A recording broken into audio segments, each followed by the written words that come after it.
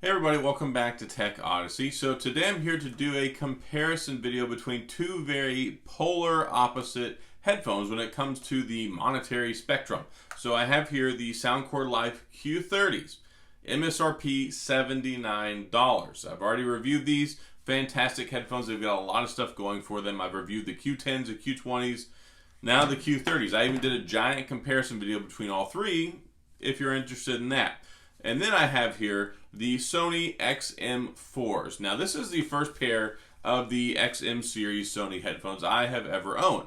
I heard lots of really good things about the XM3s. I personally have the Jabra 85Hs, which are my normal primary go-to headphones. Gonna make a video about that too, but today it's the Q30s versus the Sony XM4s, and these MSRP at $350. So more than 4 times MSRP of what the Q30s cost. And we're going to discuss this in this video, the performance and the comparison between both of them. But before we get into that, I do want to say if this is your first time stopping by the channel, thank you for being here.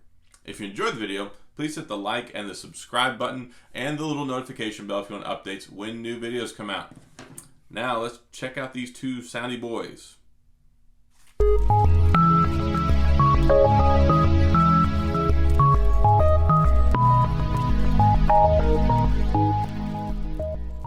So first things first, the Soundcore Q30s. Now, I very much enjoy these headphones, and these headphones are probably ideal for like 95% of creation.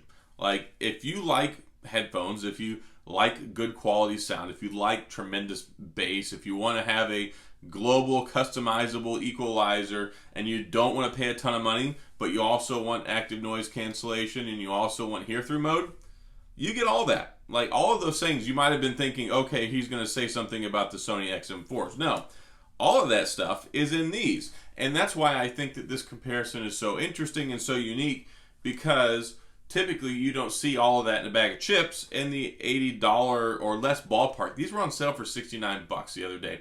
And then you have these, the XM4s, which are $350. But of course, I paid about $289 for these, I think, $299. I got them on sale. You can find them some places as low as $279, mostly because of the holidays. But they have been going on sale a lot, and I think that's just to kind of spur some more sales since the AirPods Max are here. And I'm not paying those prices for $550. They can forget that garbage. That's not for me. But anyway, the Q30s, very, very good headphones, charged with USB-C. They've got onboard controls on both sides. You've got a buttons for everything. It's not touch controls. It's none of that fancy jazz. These just work, and they're pretty simple. Volume up, volume down, play, pause, a headphone jack, and then you've got your noise cancellation button to switch between the modes, power button, USB-C, all that good stuff. Now, whenever you put them on, they're clearly marked L and R on the inside of the cups. So L and then R. They are articulating. I mean, they move. They don't really move forward very much, but they do move back about 90 degrees. They fit on the head comfortably. They have memory foam cushions on them. They are fairly comfortable. I do find that wearing them over long periods of time, they do get a little stuffy though, and they kind of make your ears sweat a little bit if you're prone to that, I guess. I'm not normally, but they do feel kind of stuffy after a while. They feel soft. They do feel cushiony, but this is kind of like one of those cushions where it's like you got a nice pillow at Ross and it feels great at first, and then maybe like a couple of weeks later or a couple of months later, it starts to get matted down and it's just not as plush or as cushy as it was anymore. That's kind of how this feels to me. And I've had them since they came out on day one. They are holding up well enough, but that's kind of the same thing up here as well. Like, it looks and it feels soft and nice, but over time I don't think it's going to hold up or be as plush or as comfortable as the Sonys. The sound experience on here is very good. Very good bass, good vocals, good highs. I mean, you're not going to get anything bad out of Soundcore. I mean, their $30 headphones sound really good, so what do you think their $80 headphones sound like? They sound really good. Then you've got the hear-through mode, which is nice. It uses the outside microphones to pick up the sound around you so you can hear what's going on inside. Also, because of all the microphones on here, it does have hybrid ANC, so it cancels out the noise on the inside and on the outside. These, I think the noise cancellation is pretty good. For somebody who's uninitiated and has never listened to a pair of Sonys, you're going to really like the noise cancellation on here. It's very good at picking up and eliminating those low frequency noises, air conditioners, fans, airplane hum, stuff like that. You get plenty of power, lots of volume in here, and then you get the Soundcore app, which allows you to choose between all of the preset equalizers. You can set up your own custom equalizer. Of course, this is global, mind you. Whenever you leave the Soundcore app, it sets up that equalizer. You can use it, experience that, anything you listen to. And on top of that, you can change the strength of the hear through on there when you go in the app, and you can turn on active noise cancellation. You get firmware updates. The talking or phone call experience on here has not been the most amazing in the world. It's okay, and that's really how I feel about most headphones. I mean, it's okay with the Sonys as well, but they did just put out a firmware update to improve the quality of sound on here. I think that it did help. So these are just very, very good headphones. I think that these are worth every penny, every single last penny of the $79 price tag. And I think that these are worth probably as much as most other headphones around the $120 to $150 ballpark. And that's kind of what you get when it comes to Soundcore. Now, if you listen to these and listen to these alone, you're not going to want Sony XM4s. I mean, I've been listening to the Sony XM4s, and your ears can play tricks on you. And a lot of people are not going to tell you this.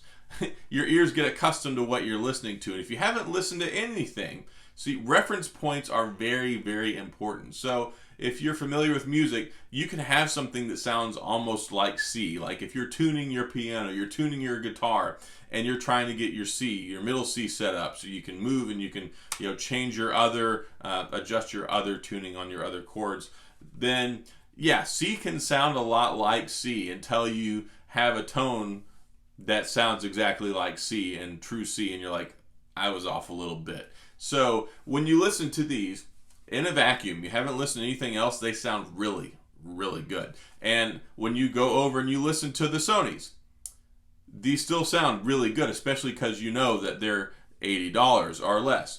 And then you listen to the Sonys, and then you're like, wow, there is a difference here. However, $80, $350. I mean, if you pay MSRP for both, but you can get these as low as sometimes as $60, $69, and you can find these for about $270. So let's say these cost you $80. 8, 16, 24, 32. Is it really worth 4 times as much money for these? Absolutely not on any single day in your life on the face of this earth. There is not that much difference. Now, do these sound really good? Oh yeah, they sound really good. And if you move over from the Q30s and then you listen to these, they sound that much better. Now, if you listen to these, just pick them up. If you haven't listened to anything in a couple hours or a day, you're like, do these really sound like $250, $350 headphones? You're like, I mean, yeah, they sound good. Like, the bass is okay. It's not the greatest. The bass is okay, though, and it can be good. The most important thing is you get with both of these headphones is that you get the ability to set up the equalizer, so no matter what you're listening to, you get a consistent, custom, or fine-tuned listening experience. That's what you're paying the big bucks for. So when you listen to these, listen to like the Q30s or some other headphones, and then you put these on.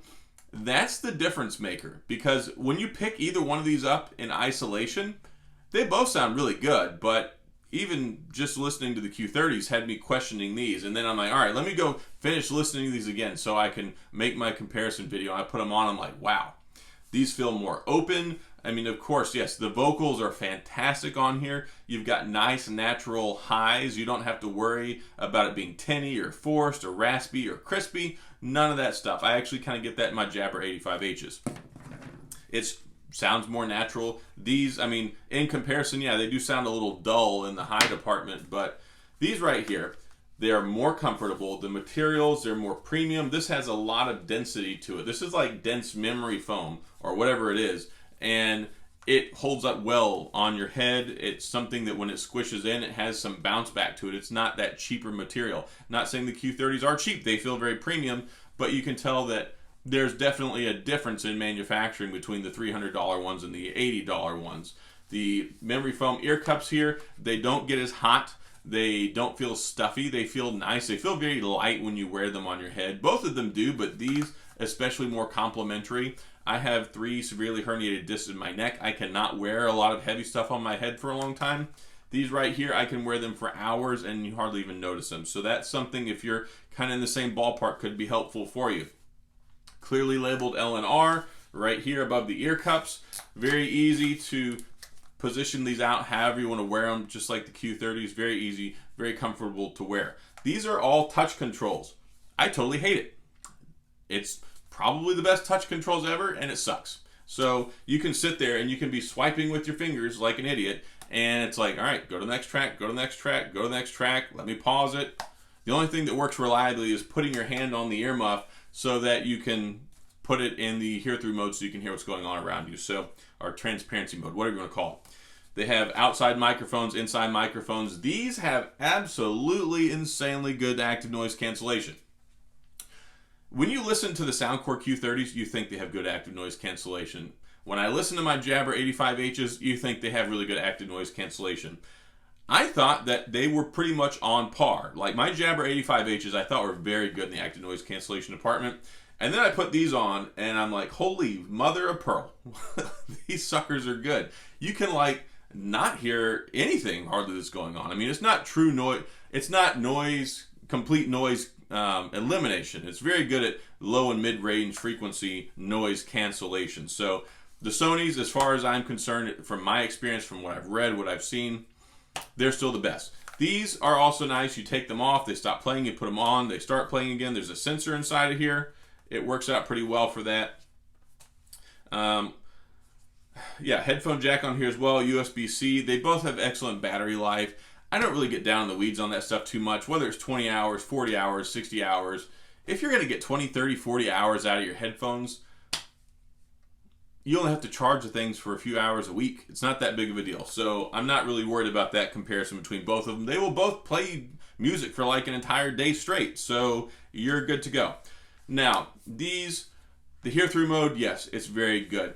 There are refined nuances in these when you listen to them. If you listen to them side by side, you can tell that these are better, yes. But when the whole moral of this story is, like I said in the beginning, the Q30s are perfectly good for 95% of creation, and it's good enough that it can fool you if you step away from something like this, even for a few hours. So just having your ears reset and then listening to something else, they sound very, very good. So the Q30s, I am beyond impressed with how good they sound for $80. Have I been really impressed with these since I put them on? Never have I felt like they sounded like $350 or even $270. I mean, I got them for $270 out the door because I got them on sale. I had $20 off with Best Buy Reward gift certificate. So, yeah, I mean, these do not sound like $300 headphones. I mean, what does $300 sound like? I mean, that's subjective. I mean, if $300 is nothing to you, then yeah, go buy these. But if your money really matters to you and you're not like some studio quality level audiophile, save yourself a tremendous amount of money and go buy the Q30s. That's the whole moral of the story. But, and this is not a sales ad. I'm just making this video to tell you the difference between both of them so you can figure out which ones are best for you and your money, especially during the holiday season, going into the year. 2020's been hard. Yeah, we don't want to spend $300 on headphones. And I am not going to go out and buy $600 AirPods Maxes. I mean, if these, to me, don't sound like $350, I can hardly believe something's going to sound like $600 to me. Again, if you enjoy that, if you can afford it, if you believe it's for you, go out and buy it, be happy. This is not a negativity zone. This is just a reality zone for me and my wallet and what I tell people who want to hear this stuff. So, the Sony, they probably are worth what they cost. If that matters to you, I am not that big of an audiophile. I like to listen to this stuff. Like, yeah, I love having a $300 set of headphones. This is the first $300 set of headphones I've ever bought. To me, not really worth it. I would recommend to go get the Jabra 85Hs, which you can find for about $150 and are 85-90% as good as these, and in some areas, I think even better. So, especially in the bass department, I love my Jabra 85Hs, but they're not. These have a very natural tone to them. Like, there's not quite on the Bose level, but these have a very natural signature, very airy, very open. They don't feel closed off. They don't feel forced. it's probably one of the most enjoyable, easy listening experiences, but you can still crank up the volume, customizable equalizer. You get all the great stuff with the Sony app.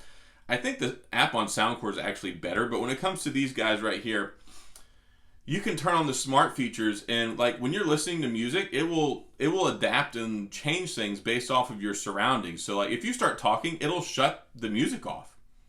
So like if you're doing something, like these are great for when I'm like at work, or like in a world when I used to be at work and people would come into my office, and you can just turn over and you can start talking, and instantly they will shut off so that it pauses so that you can start talking to somebody. So that's where a lot of the stuff comes into play. You're getting a lot of smart AI assisted features inside of these that you're not getting with the Q30s.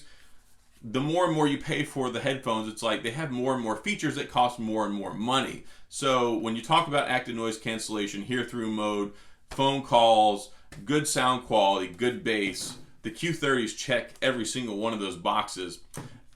And they do it for 70, 80 bucks versus this right here, let's just say 300 bucks for posterity sake. Not prosperity. And yeah, they're very, very nice. If you want to spend 300 bucks, these are probably the best you're going to get out there. They're very good. No discredit to them whatsoever. I very much enjoy them. And they are better. They're better than the Q30s. Do they sound 4 times better? No, absolutely not. But they do sound very, very good. And if money is no object and you want the best, yeah, go buy it. Are you getting like maybe a 15 to 20% increase in noise cancellation, transparency mode, and overall listening experience? Yeah, maybe 15, 20%. But 4 times extra cost for 20% refinement plus some extra features? I don't know. Anyway, this is not to be a Debbie Downer on any of this, because I do very much enjoy the XM4s. I think they're fantastic. I think they're the most complete headphones I've ever listened to.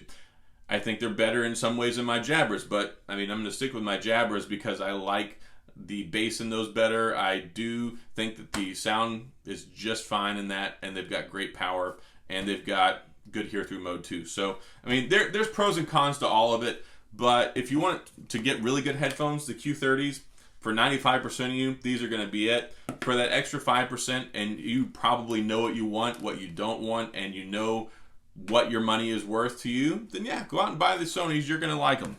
I like them. It's just not worth 300 bucks to me. Anyway, so that's all I've got in this video. Hopefully this has been helpful. I took a different approach to the headphones this time in doing this comparison. Like, I really, really wanted to hammer down on some of the important philosophical stuff behind the money involved behind it, some of the fine-tuned nuance and detail between the headphones, and the experience that you're going to get. Both of them, top-notch, very good. There's just little things. It's like if you go to IKEA and you get something for 100 bucks versus going to somewhere else and getting it for 300 bucks. Yeah, you get 70, 80% of what's there, but yeah, you can see where the money goes for the extra money that you paid, but when it comes down to your pocketbook, is it worth that extra price tag? And that's really the question that I want to answer here. For me, the answer is no. For some people, it may be yes. And I think that that's important to highlight because, yeah, sometimes it's worth it to pay extra money. So that's all I've got. If you have any questions or comments, please feel free to leave them down in the comment section. I will get back with you. If you enjoyed the video, please hit the like and the subscribe button and the little notification bell if you want updates when new videos come out. And as always, thank you so much for being here. I appreciate your support and taking the time to watch my videos, and I will see you guys next time.